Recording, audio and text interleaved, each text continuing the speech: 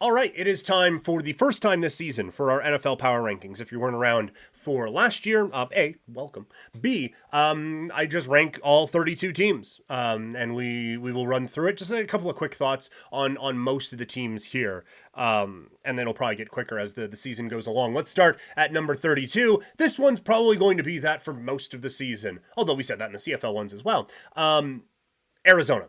They're really bad. They're going to continue to be really bad. And I don't think Kyler Murray is saving them. And they are going to be a much more interesting discussion in the offseason. At 31, I have the Houston Texans. Again, it feels bad there right now. And the only thing that's separating them from Carolina, because I think the quarterback has got it in Houston a bit quicker than he's got it out in Carolina, but I think the Carolina defense is better than what Houston is trotting out there right now. But both of those teams, like, there's just so much struggle, especially to move the ball on the offensive side. At 29, I didn't think they'd be here. It's Chicago. The offense has gone stale. The defense isn't very good, and now the quarterback is calling out the coach, and the coach is saying, hey, everything is fine, which is what I would be saying too if someone absolutely bodied me in the media the day before, and I still had to work with him the next day.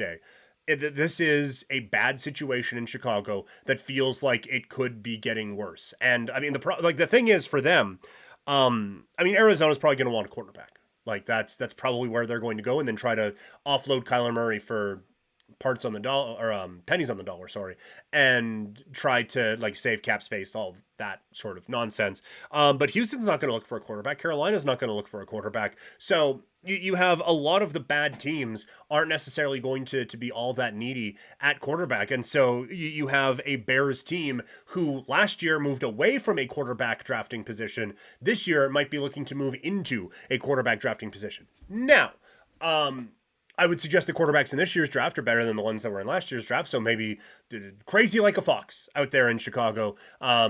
Because you look at it, like, the quarterback's been a bit of an issue, and I think the coaching is an issue.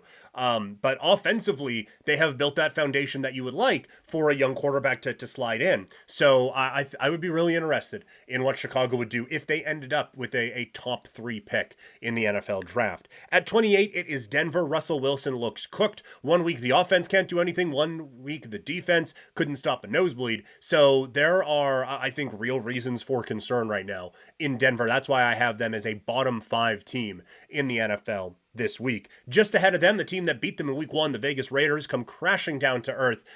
This is just, again, it's oversimplifying things. This is a bad football team. And I think they are going to continue to be a bad football team for a while. I have no faith in Jimmy Garoppolo, and I would say that if things start to fall off, look, they're getting a primetime spot here Sunday night against Pittsburgh. I think Pittsburgh's a better team, as evidenced by them not being mentioned in the power rankings yet. So I think the Raiders kind of get thumped by most teams in the league right now. I wonder if you don't normally see big in-season trades happen, but I wonder if a Devontae Adams could be available. If the Raider season continues to go the way it's going. At 26, it is Minnesota. They make a trade this week, go out and get Cam Akers. I'll be interested to see how he fits into that offense, but nothing is really working right now in Minnesota. You know things are going bad when a team beats you on Thursday Night Football, and then everyone comes out and is like, boy, they're not really playing all that well right now, are they? And they still beat you. That's a problem. That's a real big problem. And Minnesota has that. At 25, it is Indianapolis. So far, so okay for Indianapolis and for Anthony Richardson. We've seen signs of the player that everyone thought he would be, and we've also seen signs of the player everyone thought he would be, both negatively and positively. You have seen those, but it's a long road back to relevancy, I think, for the Indianapolis Colts. At 24, it is the New York Giants. I think there is, rightfully so, big concerns right now with the Giants because they have a brutal schedule coming up. I don't think it's hyperbole that they potentially saved their season on Sunday with their comeback win over the Arizona Cardinals. And now, as I frantically go to pick up their schedule, they play here on Thursday, so tonight, against the San Francisco 49ers. After that, they are home Seahawks on a Monday night. That could be a win. But then at the Dolphins, that's an L. At the Bills, that's an L. And then you have the Jets and Commanders. This one feels like an L tonight, so 1 and 2.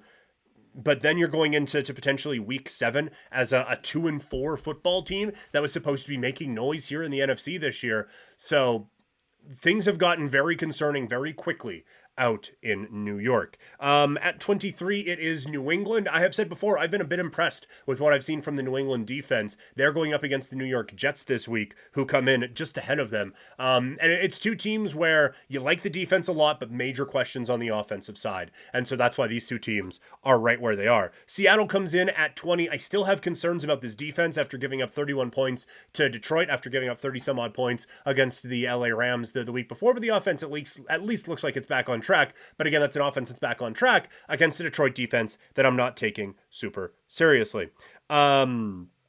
Sorry, I think I got those out of order, actually. I do have Detroit at 21 and Seattle at 20. So I just kind of gave you the lowdown on what I think of Detroit. At 18 is Cincinnati. At 19, it's the Rams. Those two teams play each other on Monday night. The Rams have been an interesting story this year because the offense has much more cohesion than I think people were expected, given some comments that were made in the offseason. So this is a team that in a down year in the NFC could make a bit of noise. Cincinnati, they're 0-2, and yes, they still make it into the teens here. It's getting concerning, though, in Cincinnati, how much the offense has struggled through 2 weeks this year. Cleveland is at 17. The quarterback looks washed. The rest of the team is all right. No Nick Chubb, obviously, for the rest of the season is going to hurt quite a bit. So it's going to be up to this defense to come up with some plays. But I didn't really know what to make of them. So they're just kind of in the middle for me right now. At 16, it's Washington. I like pieces on this defense. I like some pieces on this offense. I'm not a believer in the quarterback, but they're 2-0. So they're definitely a wait and see team for me. So that's why they're right in the middle of the NFL power rankings. At 15, it's Atlanta. There's a lot to like about this Atlanta team on both sides of the football. And on the offense, it's kind of just the quarterback that they need to get figured out. I think it's pretty clear now Desmond Ridder isn't it as the quarterback. And so all the rumors you're hearing about different quarterbacks going to the Jets, maybe give Atlanta a bit of a look, because I think if they get that quarterback spot figured out, they really have something again in a down year in the NFC South. At 14, it is Pittsburgh. This defense is really good. Like, not on the level of slowing down a San Francisco, but if you're not talking about a top tier team, Pittsburgh's defense is probably going to do some awful things to them, which means they could put a hurt on the Raiders this week. And then the offense is good enough. I think we'll see more Jalen Warren as we kind of predicted, because Najee Harris just has not been very good so far this season. At 13, it's the Chargers. Yes, they're 0-2, but they have been right there in a couple of games, which has been the Charger motto since about 1998. But I still like so many pieces on this team. I'm not pushing the full-on panic button just yet. At 12, it's the team that beat them this week, the Tennessee Titans. Our pick to win the AFC South. The Titans offense kind of got back on track this week against the LA Chargers. I think we're going to get more of the youth infused in this offense, and I think it's going to be a really good thing for the Titans moving forward. At 11, it is New Orleans, specifically on the strength of this defense. I have concerns about the offense, although the playmakers are really good, but this defense can be smothering, and they've shown that through the first 2 weeks of the season. So this is a defense that could lead this team to some pretty big things in the NFC. At 10, it is the Green Bay Packers. Yeah, the Packers are a top 10 team for me this season, at least right now. Anyway, I think there's major potential on offense. They did kind of stub their toe in the fourth quarter of that game against Atlanta, but 7 of the 8 quarters, they've played like a pretty good football team so far. I think the defense was underrated coming in.